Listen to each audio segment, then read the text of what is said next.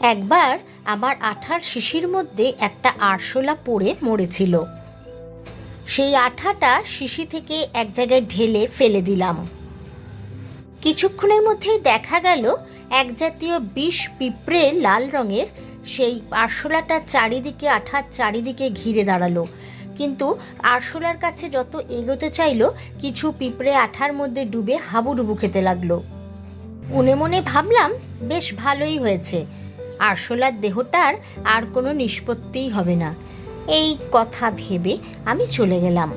যখন ফিরলাম তখন দেখলাম আরশোলাটা একই জায়গায় পড়ে আছে এবং সেখানে ওই লাল বিষ পিঁপড়ের সংখ্যা অনেক পরিমাণে বেড়ে গেছে।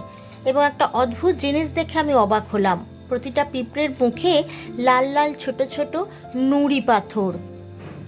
প্রতিটা পিঁপড়ের মুখে নুড়ি পাথর। সময়ের কোনো ভ্রুক্ষেপই নেই তাদের। ঘন্টার পর ঘন্টা তারা সেই নুড়ি পাথর বয়ে বয়ে নিয়ে আসছে। এবং অদ্ভুত ব্যাপার, ওই আঠার উপরে তারা ওই নুড়ি পাথর জড়ো করে করে একটা সরু রাস্তা করে ফেলেছে। সেই রাস্তা দিয়ে তারা আরামসে আরশোলার কাছে একে একে হেঁটে যাচ্ছে। তারপরে দেখলাম আরশোলার দেহটা খণ্ড খণ্ড ভাগ করে পিঁপড়েরা মুখে করে নিয়ে আসছে আর মহা আনন্দে তাদের বাসার দিকে এগিয়ে চলেছে।